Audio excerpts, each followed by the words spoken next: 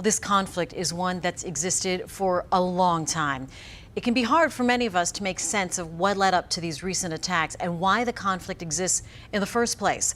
So we're going to bring in Dr. Harry Chernotsky, Professor Emeritus and former chair of the Department of Global Studies here at UNC Charlotte. He's going to help us understand this a little better. Dr. Chernotsky, thank you for joining us. This conflict has been raging for the better part of a century now, but tensions have certainly been high over the past couple of years.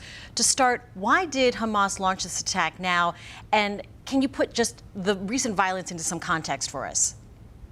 Right. As you pointed out, this conflict has been raging on for centuries. However, the events of the last few days have fundamentally altered the nature of the Israeli-Palestinian conflict going forward. Even by Middle East standards, which is a region that has had more than its fair share of war and conflict and human suffering, the methods used by Hamas over the last few days are truly unprecedented. As was pointed out in your background information, we now know that the planning for this event has gone on for quite some time, although it clearly missed the radar of Israeli intelligence. As to why now, there are a number of reasons. First of all, it's important to remember that Israel has been in the midst of a political crisis since last November, since the election of this current government, which is headed by Prime Minister Benjamin Netanyahu. And this political crisis, among other things, has really seriously undermined Israel's military and national security preparedness. It's also important to note that the attacks themselves occurred on a major Jewish holiday when attention may have been diverted a bit from the events at hand.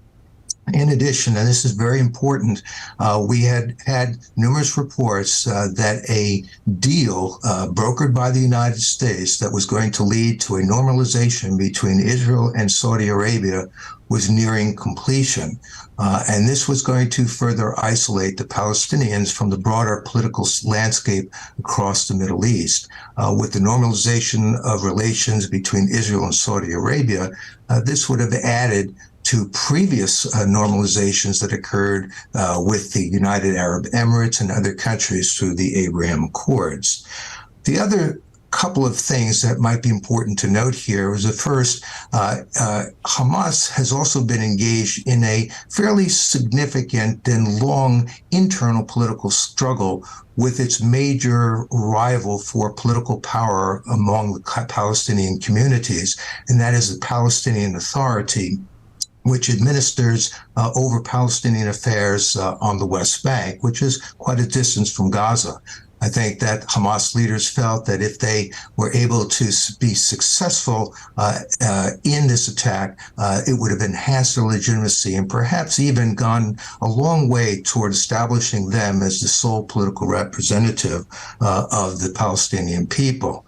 As we have seen also in these last days, there is clearly a rather significant Iranian imprint on these events. Iran has long been involved in supporting Hamas militarily and through other forms of material. Dr. Chernotsky. And I would even think, yes, go ahead. Yeah, I just wanted to get to this one question before we run out of time. President Joe Biden pledging full U.S. support to the country. What can you tell us now about our nation's own interest in this moment? And does our support for Israel speak to our relationship with other nations around the world? Yes, the United States and President Biden, I think, was very clear in asserting that we will remain a very active and engaged player throughout this crisis. The United States has always had major strategic interests in the Middle East, beyond the most obvious, which is oil. The Middle East is a region of critical geostrategic and political importance. And this is occurring at a time when there is broad political disarray across the world.